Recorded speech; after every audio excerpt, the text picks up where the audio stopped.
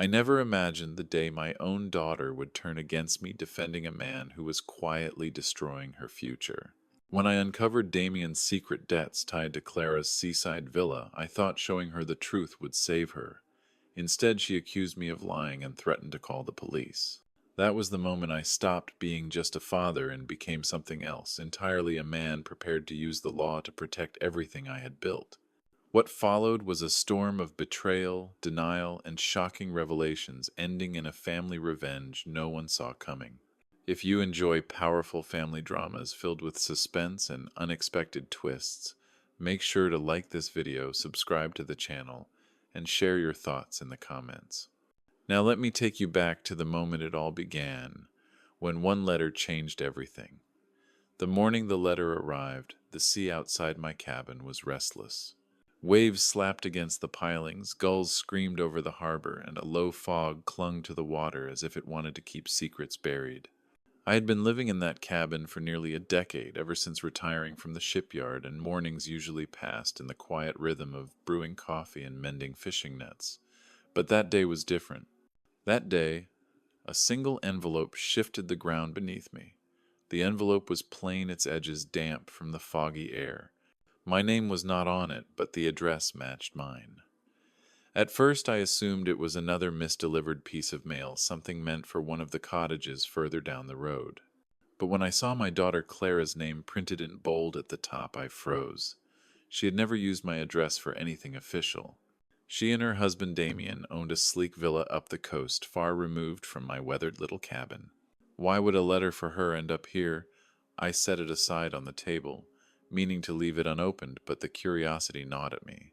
The envelope bore the logo of a bank I recognized, one known for issuing property loans and debt notices. Against my better judgment, I slipped a finger under the seal. The paper inside smelled faintly of ink and salt air, like something that had traveled too far. I read the words twice before they made sense. Past due, final notice. Immediate payment required to prevent foreclosure proceedings. The letter listed Clara's villa as collateral for a debt I had never heard of. The amount was staggering, more than most men could pay off in a lifetime. My chest tightened as I scanned the lines again and again. The villa was not just any property. I had helped Clara secure it, had co-signed when she and Damien insisted the seaside house would be their dream home. I had believed I was giving her security, a foundation she could build her future upon. But this was no foundation. This was a crack running straight through the bedrock. For a long moment I sat in silence, the letter trembling in my hand. A chill crept through me, though the stove burned hot in the corner. I thought of Clara's smile on the day she moved in, her excitement at the ocean view, the way she had promised she and Damien would never miss a payment. And then I thought of Damien, always dressed sharp, always talking about big deals and easy money. There had been something too smooth about him, like polished wood hiding rot underneath. The letter confirmed what I had suspected for years but never dared to say aloud. Damien was a man who lived on borrowed time and borrowed fortunes, and now he was gambling with my daughter's future. I pushed back from the table, pacing the cabin as the tide outside roared louder. Questions flooded my mind. Why had Clara not told me about this? Did she even know? Or was Damien hiding the truth from her? The thought of her sitting in that villa, unaware that the walls around her were sinking into debt, filled me with a dread I could not ignore. I decided I needed proof. Not suspicion, not gut feeling, but evidence. At the shipyard, I had learned that every structure stands or falls on its foundation. To confront Damien without documentation would be like trying to stop a storm with bare hands. The next day I drove into town, my old truck rattling along the coastal highway. At the bank I pretended to be following up on my own records, but the teller made a mistake that played in my favor. She mentioned Clara's account, her tone casual, as if she assumed I already knew. I leaned in, asked a few careful questions, and within minutes I had more than I bargained for. Multiple loans, lines of credit, all tied to Clara's villa, all bearing Damien's signature. By the time I left the bank, a thick folder of printed statements lay on the seat beside me. I stopped at a diner on the way back and spread the papers across a booth while my coffee went cold. The numbers told a story that needed no embellishment. Tens of thousands borrowed, payments missed, deadlines extended, and then ignored. It was as if Damien had been using the villa like a personal piggy bank, bleeding it dry to fuel his habits. One detail struck me harder than the rest. Several of the transactions were linked not to businesses or investments, but to online gambling accounts. Late night bets, poker tournaments, roulette spins, and digital casinos. Damien was not investing in the future. He was rolling dice with it. I stared out the window at the ocean, its surface glittering under the pale afternoon sunday. My coffee tasted bitter on my tongue. In that moment, I realized that what lay ahead would not be a family discussion around a kitchen table. It would be a confrontation, the kind that tears bonds apart and leaves only the truth standing. But part of me hesitated. Clara was all I had. Since her mother passed away years ago, she had been the center of my world. Every late-night shift at the shipyard, every overtime hour I put in, it had all been for her. Could I risk losing her by exposing the man she loved? I folded the papers carefully, slid them back into the folder, and told myself there was no choice. A storm was already brewing. Either I faced it head-on, or it would sweep Clara away with everything I had built for her. That evening I returned to my cabin and sat by the fire with the folder on my lap. The flames cast long shadows across the walls, flickering like memories of all the sacrifices I had made. I thought back to when Clara was a child, when I taught her how to balance a checkbook, how to save a little from every allowance. She had understood, then nodding with wide eyes, promising she would always be careful with money. But time and love have strange ways of erasing old lessons. Damien had charmed her into forgetting, and now she was bound to him as tightly as the debts he had created. I stared at the folder until the fire died low. My path was clear, though it pained me. I would confront Damien directly, man to man. I would place the evidence before him and demand an explanation. If he showed remorse, perhaps there would be a way to save Clara from the wreckage. If not, then I would need to prepare for a battle far greater than I had imagined. The sea outside roared as the wind shifted, rattling the windows in their frames. It sounded almost like a warning, a reminder that storms rarely announce themselves gently. I rose, set the folder by the door, and poured myself another cup of coffee, though it did little to steady my hands. Tomorrow would mark the beginning of something I could not yet see the end of. Tomorrow I would walk into Damien's world armed with nothing but the truth and the weight of 30 years of sacrifice. I did not know then just how far Damien had already fallen, or how dangerous a desperate man could become when cornered. But I would learn soon enough. The next morning I drove into the city, the folder of debts resting on the seat beside me. I had arranged to meet Damien at the marina, where he worked a place filled with gleaming yachts and hollow promises. I told myself I was ready, but as I walked into that echoing workshop, I could feel the tension coil tighter with every step. The confrontation that awaited me would set everything in motion, and there would be no turning back. The city was waking as I pulled my truck into the marina parking lot. The sun had just begun to break through the morning haze, scattering gold across the water, but the light did nothing to calm the unease twisting in my gut. My folder of documents sat on the passenger seat, heavy with proof, its edges worn from the night I had spent rereading every page. I had spent decades working with my hands, building ships that could withstand any storm, but I felt strangely unsteady as I opened the door and stepped into Damien's world. The marina stretched wide, filled with rows of yachts gleaming like silver teeth under the light. Their polished decks and expensive sails stood in sharp contrast to the creaking fishing boats I had spent my career repairing. This was Damien's territory, a place of money and appearances. He had always boasted about it, bragging that he belonged among the elite who docked their fortunes here. I followed the echo of my footsteps along the wooden planks until I reached the workshop at the far end. Inside, the air smelled of varnish and salt, mixed with the metallic tang of engine grease. Fluorescent lights buzzed overhead, their cold glow washing over tools, scaffolds, and unfinished repair jobs. And there, standing at a cluttered workbench, was Damien. He looked up as I entered, and for a moment a smile flickered across his face. the practice kind he used on anyone he wanted to charm. But it faltered when he saw the folder in my hand. His shoulders stiffened, and I caught the briefest flash of unease before he forced his expression back into calm. "Ethan," he said, his voice smooth but carrying an edge, "this is a surprise. What brings you here so early?" I set the folder down on the bench between us, the papers inside, whispering against one another. "You know exactly why I'm here."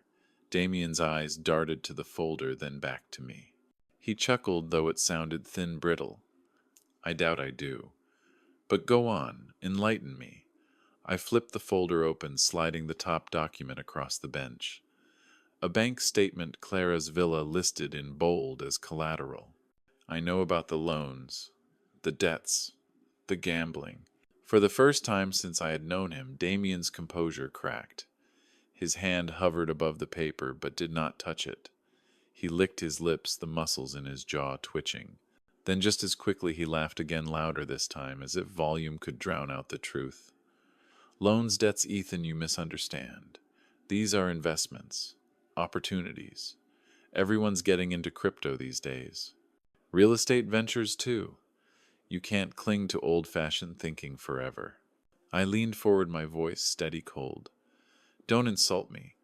I worked 30 years to pay off my own home. I know the difference between an investment and a gamble. You've been bleeding my daughter's future into poker tables and roulette wheels." The buzzing lights above seemed louder in the silence that followed. Damien's smile thinned into something sharper, something less human.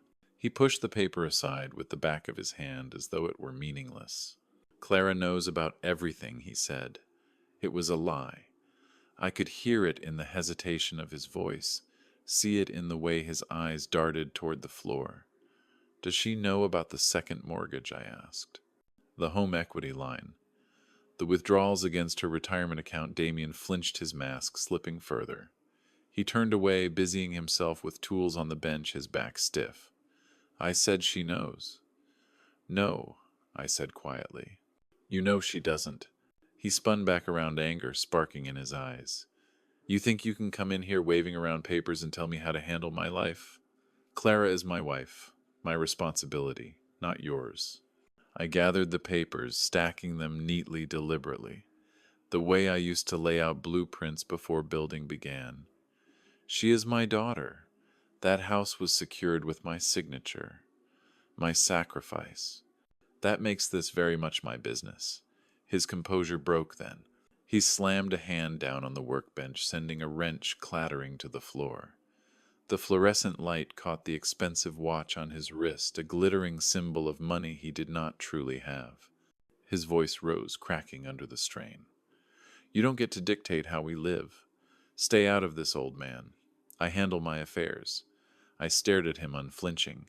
"You have no affairs to handle, only debts. And every one of them has Clara's name attached." For a long moment we stood in silence, the hum of the lights filling the space between us. His face flushed, his chest heaved with short, sharp breaths. I could smell his cologne beneath the sharper scent of sweat, the odor of a man cornered. Finally he leaned back, his lips curling into a sneer. "You want to play hero? Fine. But this isn't your world anymore, Ethan. You build ships. I build futures. Walk away while you still can." I closed the folder, sliding it back under my arm. "A future built on lies will sink faster than any ship." As I turned to leave, his voice followed me, sharp and desperate. "You walk out that door, you better stay gone. No more visits. No more fake documents. If you keep pushing, things will get unpleasant for you."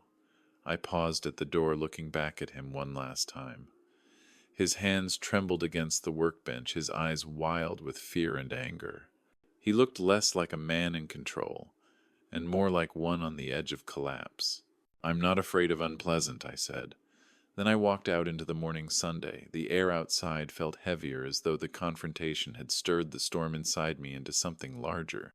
My steps echoed across the planks as I returned to my truck, the folder pressed against my side like a weapon. I knew Damien would not stop. He would spin more lies, weave more excuses, and try to bury the truth under charm and threats. But the cracks were showing. He was slipping, and sooner or later Clara would have to see it. The question was whether she would recognize it in time. I drove back along the coast, the sea restless beside me. My hands gripped the wheel, my mind racing with what would come next. I had faced Damien, shown him the evidence, forced him to reveal the fear behind his smooth facade. But the confrontation had been only the beginning. The real test would come when I brought the truth to Clara herself. And I already knew deep down that she would not want to hear it. That evening I sat at my cabin table, the documents spread out once again under the dim glow of a lamp. I rehearsed the steps in my mind the same way I once planned the construction of a ship. Step 1, present the evidence. Step 2, show the danger. Step 3, find a way forward. It sounded simple, logical, but family never was. Tomorrow I would place the truth in Clara's hands. And tomorrow I feared she would tear it apart before my eyes. The drive to Clara's villa felt longer than usual, though the highway stretched straight and familiar along the coast. My old truck hummed beneath me, steady as it had been for years, but my thoughts moved in restless circles. The folder of papers sat on the seat beside me, heavy with proof, its weight pressing against me like an anchor. I had confronted Damien. I had seen the crack in his mask, the fear he could not hide. That should have been enough. Any reasonable person, when faced with evidence that clear, would accept the truth. But family was never about reason. It was about love, loyalty, and blind devotion. And I knew Clara had given all three to Damien. By the time I pulled into her driveway, the afternoon light was fading into gold, washing the villa in a glow that made it look almost untouchable. The tall windows reflected the sea, the walls gleamed white and perfect. On the surface, it looked like a dream. But dreams could hide rot just as easily as they hid shadows. I sat in the truck for a moment, steadying myself, rehearsing the steps again. Step 1, show her the documents. Step 2, explain the danger. Step 3, help her find a way out. Simple, precise. Like building a ship's frame, piece by piece. Clara opened the door before I could knock. She had a phone pressed to her ear, her voice light practiced, until she saw me standing there. She froze, then quickly said goodbye and hung up. Her smile was careful, too careful. "Dad," she said softly, as though surprised but trying to sound warm. "This is unexpected. We need to talk," I said. My voice came out steadier than I felt. Her smile flickered. She stepped aside, gesturing me in. "Of course. Come in." The living room looked more like Damien's domain than hers. A massive television dominated one wall, its blue screen glowing faintly in the dim light. A gaming console sprawled across the table, controllers scattered like discarded toys. Empty energy drink cans cluttered the corners. Clara had always loved simple spaces, cozy rooms filled with books and plants, but here Damien's taste had smothered hers completely. "Coffee?" she asked, quickly already, moving toward the kitchen. "This is serious, Clara," I said. She paused at the doorway, one hand resting on the frame. "I know, but I need something to do with my hands when you sound like that." I followed her in. The kitchen smelled faintly of expensive candles, but underneath I could sense something sharper, like tension left too long in a closed room. A stack of unopened bills sat tucked behind the toaster. Clara busied herself with the coffee maker, avoiding my gaze. "I found out about the gambling debts," I said. The scoop clattered against the counter, spilling coffee grounds.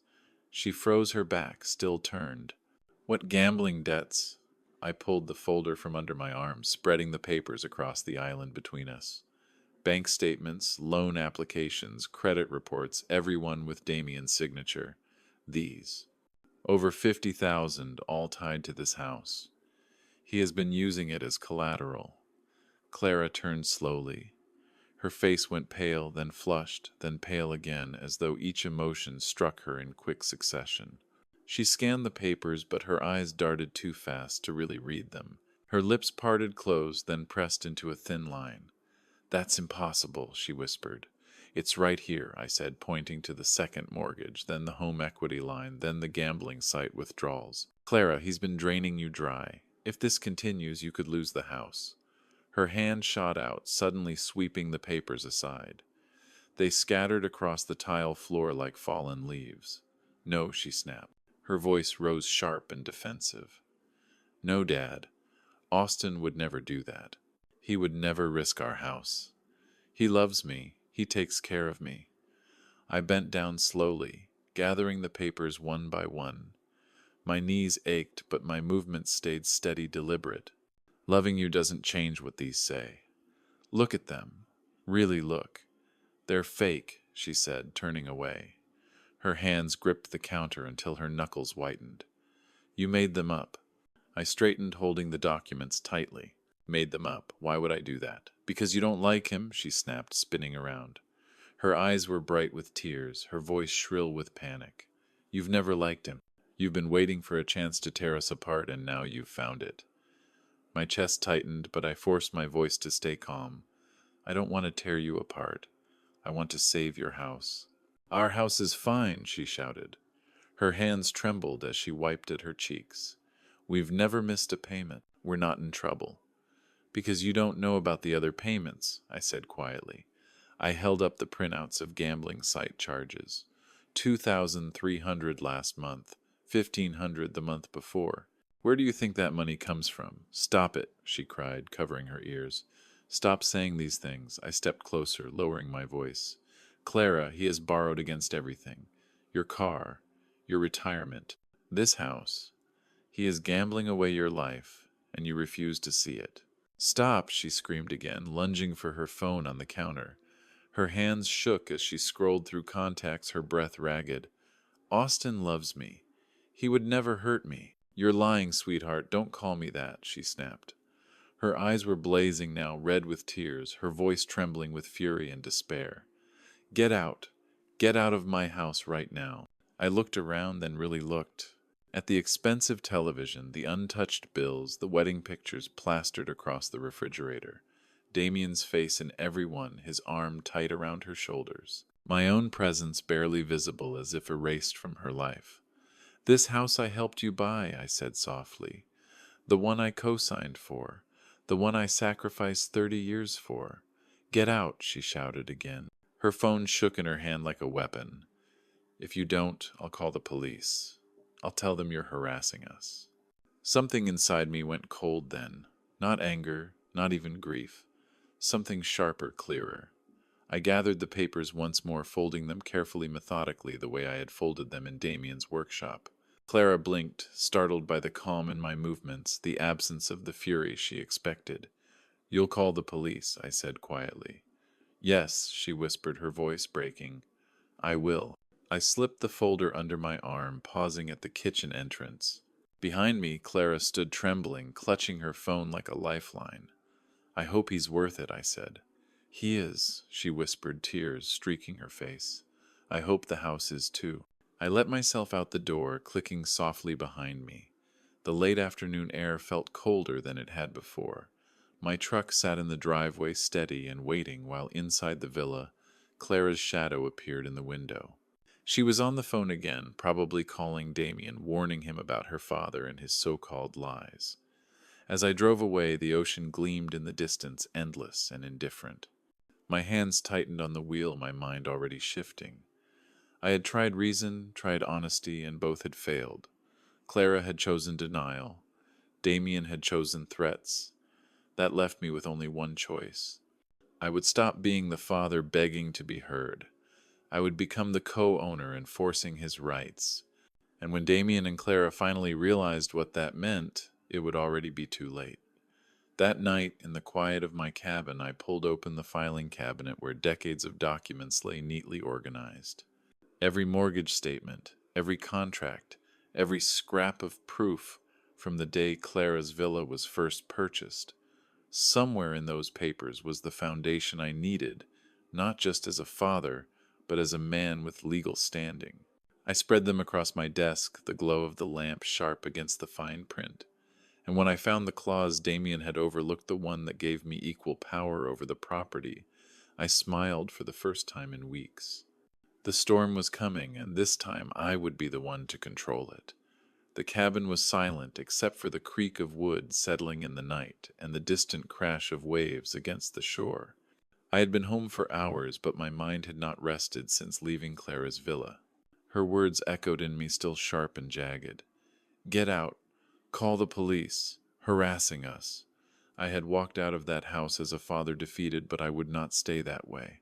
By the time the stars appeared above the water, I knew the role I had to play had changed forever. I lit a lamp in my study and opened the old filing cabinet in the corner. It was a heavy piece of furniture, iron-handled and worn smooth from decades of use. For years it had been my fortress, my vault of order. Every bill I had ever paid, every contract I had ever signed, every record of sacrifice, all of it was in there, filed, labeled, cross-referenced. I pulled open the second drawer, the one marked property, and found the thick folder labeled with Clara's name. I carried it to my desk and spread its contents under the warm yellow light. Mortgage application, employment records, bank statements, insurance forms. And there it was, buried near the bottom, the original loan application from the day Clara and Damien had signed for the villa. Their signatures side by side, bold and confident, as though they were sealing a promise. And beneath them, written in my careful, deliberate hand, was my own name, Ethan Cross, co-signer. I leaned back in my chair, the word echoing in my mind. Co-signer, not just a guarantor, not just a safety net. The contract spelled it out clearly. Co-signer meant co-owner, equal rights, equal responsibilities. And in the event of disputes, default, or misuse of the property, equal authority to act. I had walked into Clara's villa as a father trying to save his daughter. But here in black and white I saw something Damien had overlooked.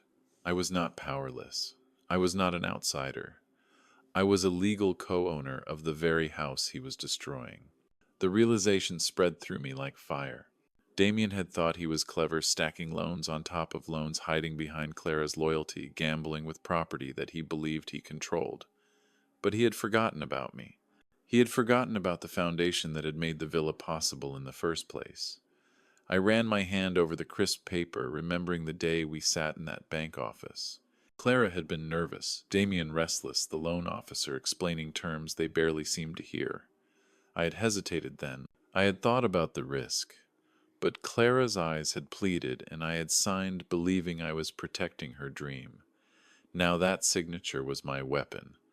I spent the next hour reading every line of the agreement.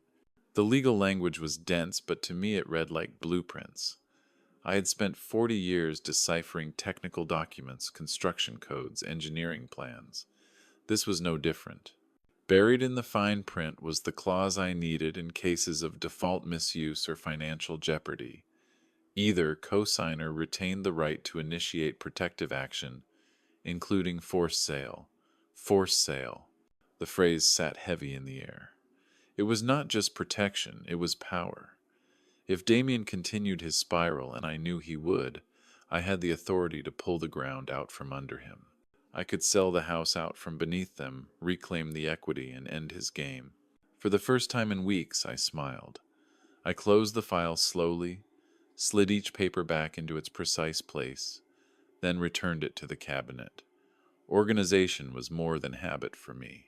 It was control, the same control Damien lacked in every corner of his life. I brewed a fresh pot of coffee and carried the mug back to the study. The bitterness steadied me, reminding me of long nights in the shipyard when deadlines loomed and mistakes could cost lives. This was no different.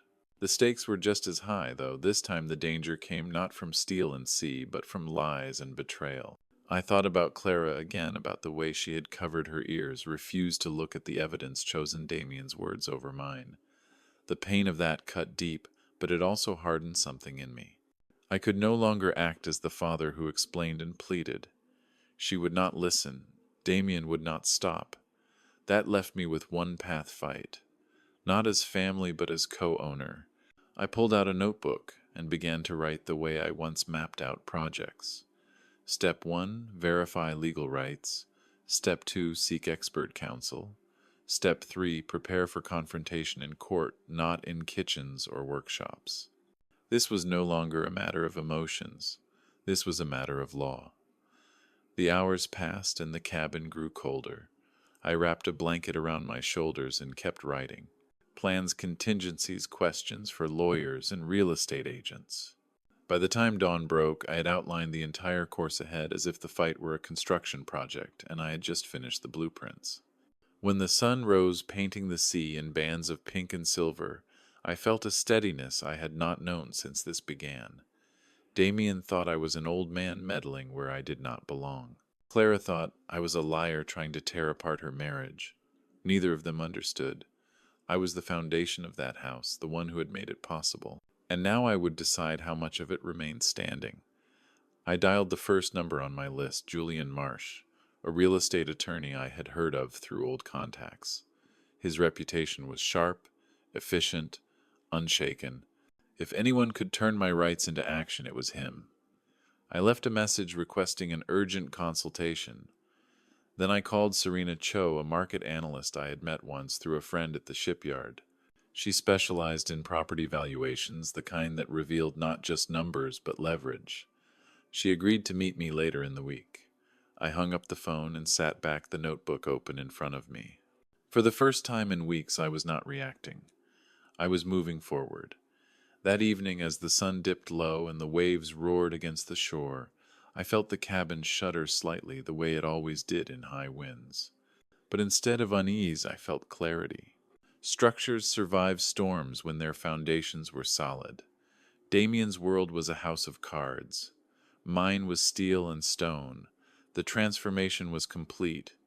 I was no longer the father begging to be heard. I was the co-owner preparing to enforce his rights. And when Damien realized the battle had shifted from whispered denials to the cold machinery of law, it would already be too late. 2 days later, I found myself in the glass tower of a downtown office, the city sprawling beneath me like a grid of possibilities. Across the desk sat Julian Marsh, calm, precise, his hands folded over the documents I had brought. He looked up after reading for a long while, his expression unreadable. "Mr. Cross," he said, "finally, you have more power than you think. And if you choose to use it, the storm you unleash will change everything." The city always unsettled me. Too many angles, too much glass and steel, too little of the honest weight of wood and water. But as I sat in the waiting room of Julian Marsh's office, I felt strangely calm. The receptionist had already taken my documents, the same folder I had carried into Damien's workshop, and Clara's kitchen, the one that had been ignored, dismissed, and scattered to the floor. Here, though, it was different. Here the papers mattered. Julian emerged from his office precisely on time. He was a tall man in his 40s, sharp suit, sharper eyes, his handshake firm without arrogance.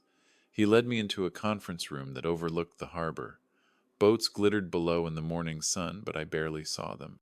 My focus was on the stack of contracts and statements laid out neatly on the polished table.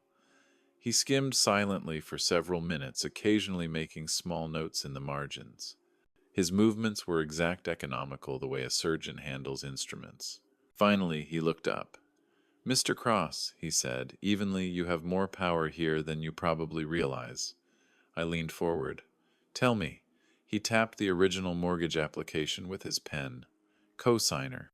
In most casual conversations, people assume that means you simply guaranteed the debt. But in this contract, the language is clear. You are a co-owner.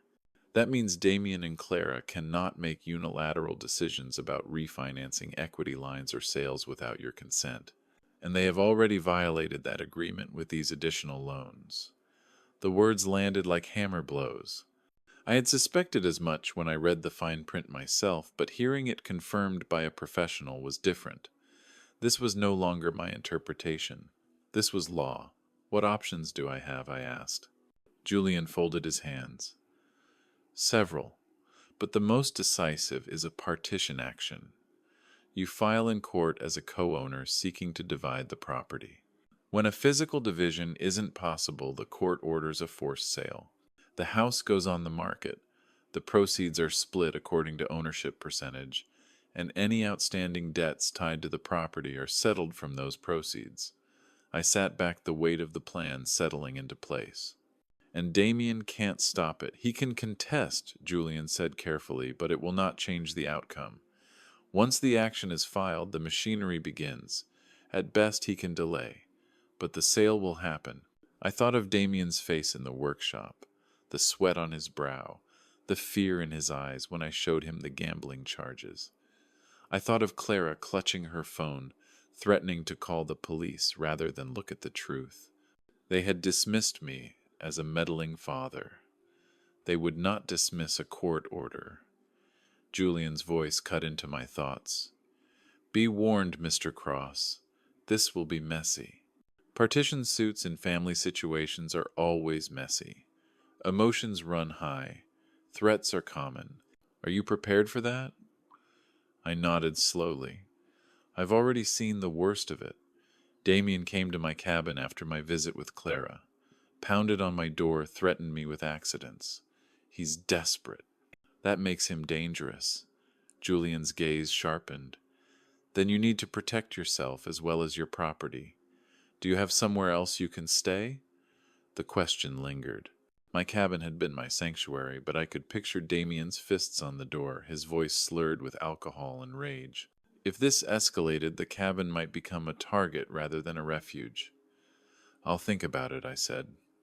Julian nodded, sliding the papers into a clean folder. I'll begin drafting the petition. We can file within a week. Once filed, they will be served with notice. That will be the first true shockwave. Shockwave. The word felt right. Damien had built his empire on bluffs and borrowed time. Now the storm was coming. When I left Julian's office, the city streets looked different. The glass towers no longer seemed like obstacles, but weapons' sharp edges turned in my favor. The legal storm was gathering, and I was no longer standing helpless in the rain. The following afternoon, I met with Serena Cho in her office, overlooking a cluster of old neighborhoods. She was brisk, efficient, her laptop glowing with charts and data. She pulled up Clara's villa on the screen, showing recent sales nearby, market trends, potential buyer profiles. In this market, she explained, you're looking at a valuation around $460,000, maybe higher with the right buyer. But a forced sale typically brings in less, closer to $420 or $430. Still, after paying off the original mortgage and Damien's debts, you're looking at a substantial amount of equity remaining.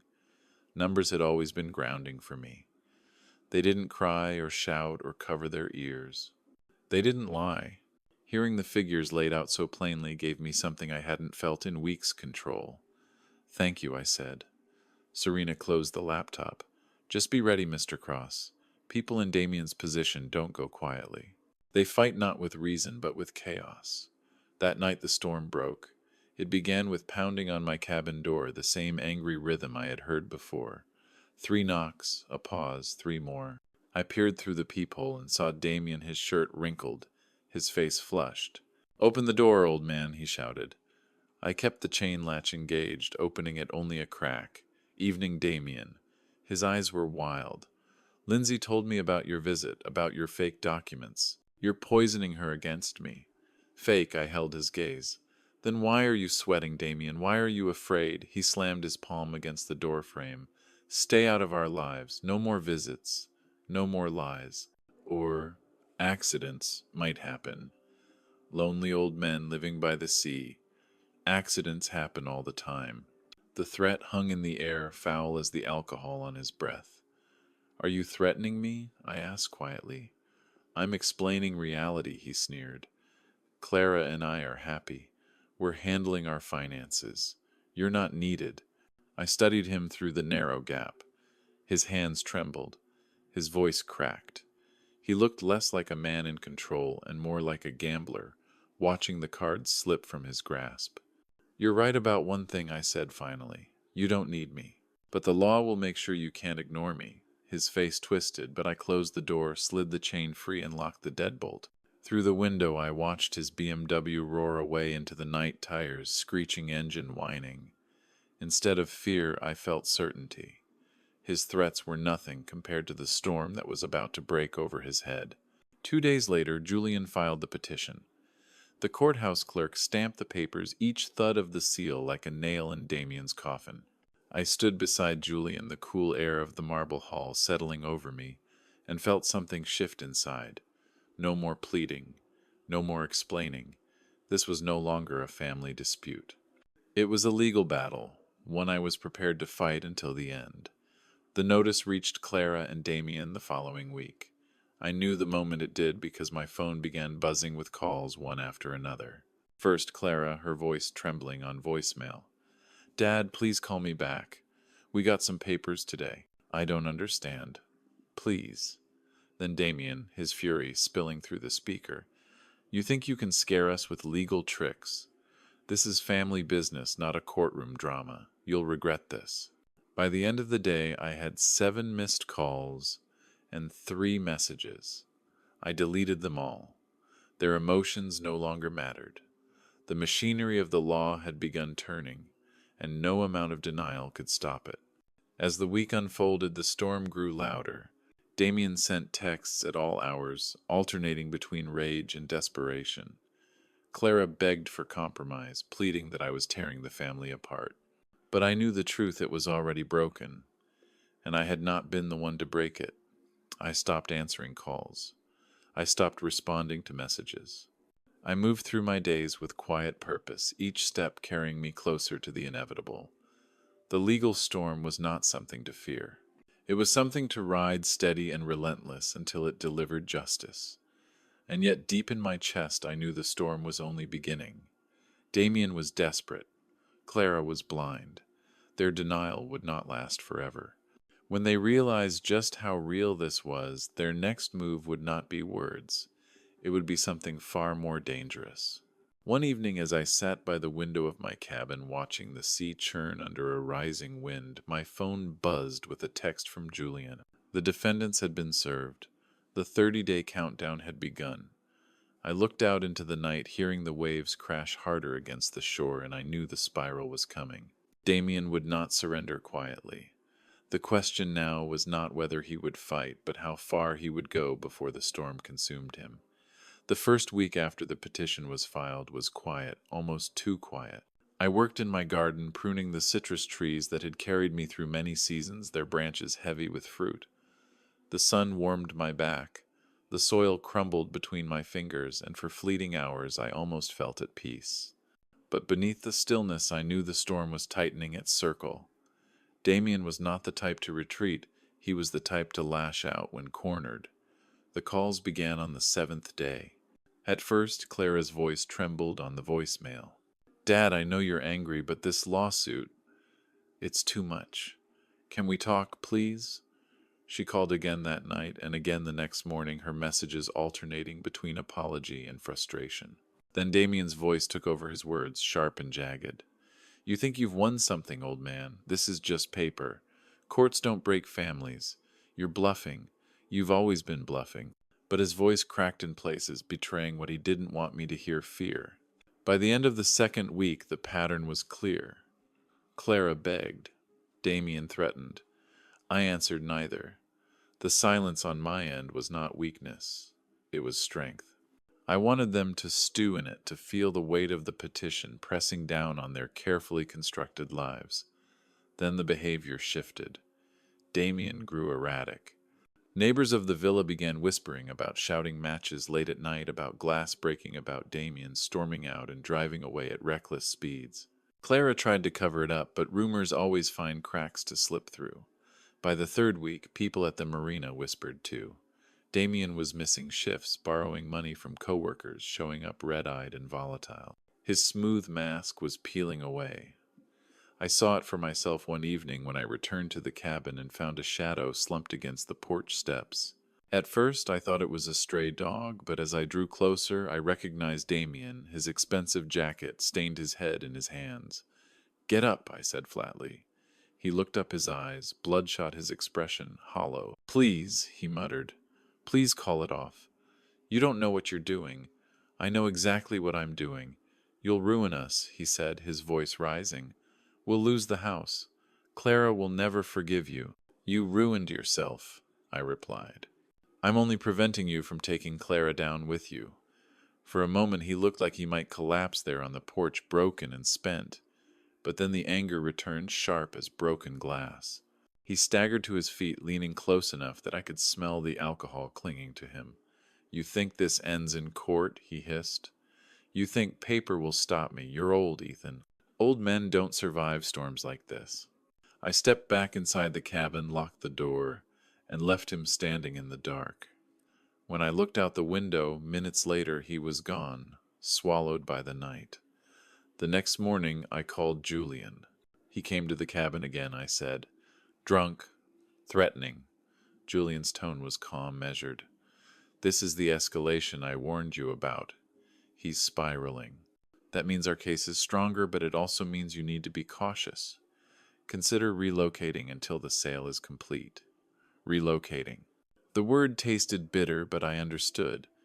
I packed a small bag essential clothes, the legal folder, and rented a modest furnished apartment downtown. It was quiet, secure, anonymous. No one knew where I was except Julian and Serena, and they both had more loyalty to contracts than to family ties. From that apartment, I watched the spiral unfold from a distance. Clara's voicemails grew more desperate. "Dad, Damien's been stressed, but he's trying. Please just stop this before it's too late." Then Dad people are asking questions. Our neighbors, his co-workers, they're saying things I know can't be true. "Please help us." But the documents didn't lie. The petition didn't lie. And the law would not bend to her pleas. Damien's messages, by contrast, grew darker. "You're making a big mistake. You don't know who I know. Back down, Ethan. I mean it. Walk away while you still can." And finally, "You want a war. You've got one." I saved each message, forwarded them to Julian, who filed them neatly into the growing case file. Threats, denial, desperation, each one proof of Damien's unraveling. Then came the visit from the court-appointed appraiser. Clara called me 3 times that day, her voice shaking. "Dad, a man came to the house. He walked through every room, took pictures, measured things. He said it was for the court. Everyone saw him, even the neighbors. Do you have any idea how humiliating this is?" I let her words sit in voicemail unanswered. But I pictured it, Damien pacing the living room as a stranger, photographed his trophies, his gaming setup, his expensive furniture. I pictured Clara watching, cheeks burning, finally forced to confront the reality she had tried so hard to deny. Their dream home reduced to numbers and condition, reports a commodity stripped of its illusions. That night, Damien called me, his voice barely restrained. "What kind of sick game is this, Clarence? You sent someone to humiliate us. You're making us look like fools." "I didn't send anyone," I said. "The court did." He cursed his words, slurring, then hung up. I sat back in my chair, the city lights glowing faintly through the apartment window. The spiral was accelerating. By the end of the month, Clara's tone changed. She no longer sounded angry. She sounded afraid. "Dad," she whispered in her latest voicemail, "we're going to lose the house, aren't we? Austin says it's not real, that the court won't go through with it, but I can hear it in his voice. He's scared. I'm scared too. Please, just talk to me. Please." But I couldn't. Not anymore. I had given her the truth once, and she had thrown it back at me. Now the truth would come to her in legal papers and sheriff's notices, not from my mouth. The spiral was nearly complete. Damien's bravado was cracking, Clara's denial was shattering, and the machinery of the court kept turning steady and unstoppable. On the 30th day, Julian called. "They failed to file a response," he said. "Default judgment is likely. The sale will be ordered." I stared out the window at the city skyline. The storm had broken over Damien's head, and he hadn't even tried to shield himself. He had thought family ties would protect him. He had thought denial could hold back law. Now the spiral had dragged him to the edge of collapse. But even as relief washed through me, another thought lingered like a shadow. Men like Damien rarely surrendered quietly. He had already threatened me, already come to my cabin drunk and desperate. If he had nothing left to lose, what would he do then? 2 nights later, the answer came. I was sitting in the quiet of my apartment, reading through the court's electronic filings, when a crash echoed in the hallway outside. Voices rose angry, slurred, then fell silent. I opened the door a crack, just enough to see shadows moving down the corridor. One of them was Damien's. His shoulders were hunched, his steps unsteady, his presence unmistakable. He had found me, and as I closed the door, locking it with trembling fingers, I realized the spiral had reached its breaking point. The collapse was coming, and it would not be quiet. The knock came 3 days after I saw Damien's shadow in the apartment corridor. This time it wasn't him. It was a sheriff's deputy, his uniform crisp, his manner professional. He handed me an envelope stamped with the court's seal. Inside was the official judgment partition by sale granted. It was over, at least in the legal sense. The villa would be sold, debts settled, proceeds divided. Damien and Clara's home, their fortress of denial, had been reduced to a case number and a set of instructions. I thanked the deputy, signed the receipt, and closed the door. For a long while I stood there in the silence of the apartment, the judgment in my hands. It should have felt like victory, but it didn't. It felt like inevitability. The law had done what family could not. Within hours, the storm broke over Damien and Clara. The first call came from Clara, her voice thin and ragged. "Dad, we got served today. Damien says it's not final, that we can fight it, but it looks final. It says we have 30 days to vacate. 30 days? Where are we supposed to go? What are we supposed to do?" I let the voicemail play out, then deleted it. The second call came from Damien. His tone was no longer angry, but frantic, teetering on the edge of collapse. "You can't do this.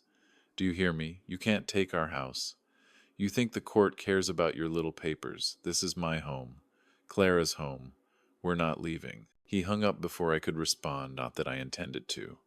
By the end of that week, the messages poured in. Some were desperate, some venomous, all of them circling the same truth they had lost. Richard Chen, the real estate agent Julian recommended, moved quickly. The for sale sign went up in the villa's yard, a red slash across Clara's dream. Neighbors noticed, whispers spread, and the facade Damien had built began to crumble publicly. Clara had once walked proudly through that neighborhood, smiling at everyone. Now she kept her head down, rushing from her car to the front door as if shame itself were chasing her. The appraiser's report was filed soon after. 437,000. A clean valuation detailed photographs of every room, every corner. When Richard emailed me the file, I scrolled through the images slowly. The villa looked bright and spacious, staged like a stranger's house. Damien's gaming setup shoved into a corner. Clara's decorative touches minimized everything, arranged to appeal to buyers. It didn't look like my daughter's home anymore. It looked like property, which in the eyes of the court was exactly what it was. The showings began almost immediately.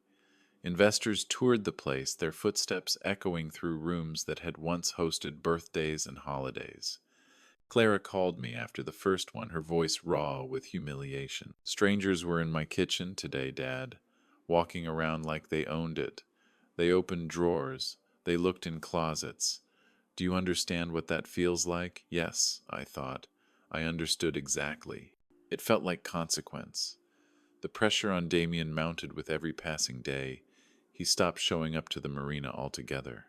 Word reached me through Serena that he was seen at a rundown gambling parlor on the edge of town, trying to win back money he no longer had. His debts had spread beyond banks now. Whispers of men he owed, circulated, men who did not send polite letters with bank logos. Clara left me another voicemail one night, her voice shaking. "Dad, I think Damien's in trouble. Real trouble. He's different. He barely sleeps, barely eats. He just sits there, staring at the bills. Sometimes I'm scared of him. Please. I don't know what to do." I closed my eyes, listening to her words. It was everything I had tried to warn her about. She had chosen him, chosen to cover her ears when I showed her the truth. Now she was paying the price. Still, I did not call her back. The line between father and co-owner had been crossed long ago. This was no longer about soothing her fears. This was about seeing the storm through to the end. When the offer came, Richard called me personally. 425, he said. Cash buyer. Closing in 15 days. I made a quick calculation. After the mortgage, after Damien's debts, after fees, there would still be 78,000 in proceeds. Not a fortune, but something. enough to prove that my 30 years of sacrifice had not been completely swallowed. Accept it, I told him. 2 days later, Clara appeared at my old cabin. My neighbor, Mrs. Patterson, called to let me know. She sat on your porch for an hour, she said, crying, checking her phone, writing something. She left a note under the door. That evening, I drove out to the cabin, retrieved the note, and read it under the porch light. Clara's handwriting was shaky, smudged by tears. Dad, we found an apartment, but we don't have enough for the deposit. Damien's credit is ruined. Please just talk to us. We'll be homeless in 3 weeks. I'm begging you. Your daughter, Clara. The word daughter was underlined twice as though she thought the reminder would move me, as though family ties could erase months of lies and threats. I folded the note and filed it with the rest of the documents. Evidence, nothing more. The final days before closing were heavy with silence. No more calls, no more texts. Perhaps they had accepted it, or perhaps they were too exhausted to keep fighting. On the morning of the 25th, a moving truck pulled into the villa's driveway. From my apartment window downtown, I couldn't see it, but Richard sent me photographs. Boxes stacked on the porch. Clara standing in the doorway, her shoulders slumped. Damien off to the side, smoking furiously, his face pale and drawn. The image of defeat. 3 days later, I dressed in my best suit, the one I had worn to Clara's wedding, and walked into the closing conference room. The fluorescent lights hummed, papers shuffled, signatures flowed. When it was done, Richard slid a check across the table to me. $78,437. My share. I slipped it into my jacket pocket without expression. Money had never been the point. Principle was. Donald, my lawyer, shook my hand firmly. Justice served, he said. In a way it was. But justice never feels clean when it's carved out of family. That evening I returned to my apartment to find a voicemail waiting. Clara's voice was soft broken. Dad, we moved out yesterday. Damien found a job in Jacksonville, so we're starting over there. I understand now. About the money, about the gambling, about why you did what you did. I'm sorry it took losing the house for me to see it. I hope someday you'll forgive us. I love you. I played the message twice, then deleted it. Understanding consequences was not the same as reconciliation. The collapse was complete, the house was gone, Damien's mask was shattered. Clara's denial had dissolved into regret, and I was left standing in the quiet aftermath, the only one who had planned for the storm, the only one who had survived it intact. But as I sat in the silence of my apartment, the check resting on the table before me, a question lingered in the shadows. What do you do when the battle is won, but the war within yourself is still raging? The answer began to take shape the following weekend, when I toured a row of condominiums overlooking a golf course community. The sales agent smiled politely, speaking of stability of neighbors who had built their lives on patience and steady effort. People like me. As I walked through a sunlit corner unit, I realized I was standing on the threshold of something new. The storm was over, but what came next was a different kind of construction, one that would test whether my foundations were strong enough to build a life not of sacrifice but of peace. The days after the closing felt strangely hollow. For months my life had been consumed by conflict, every waking hour dedicated to gathering evidence, filing petitions, watching Damien unravel, and Clara deny until both finally broke beneath the weight of the truth. Now it was done.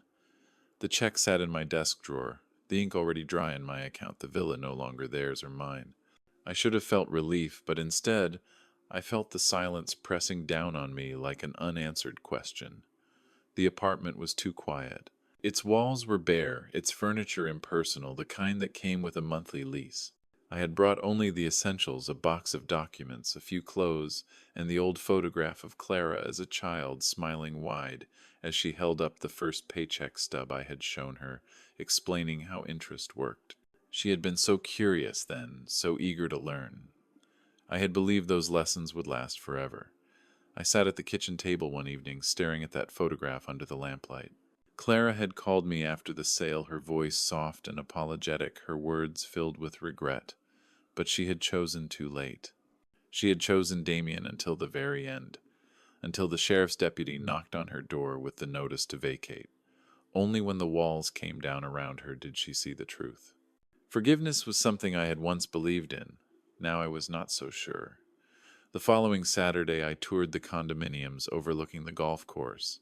The sales agent was young, polished her voice, practiced but warm. She led me through manicured courtyards, clean hallways, and sunlit living rooms that looked out over green lawns and steady lives. Most of our residents, she explained, are retired professionals. Engineers, teachers, managers, people who saved and planned, people who appreciate security.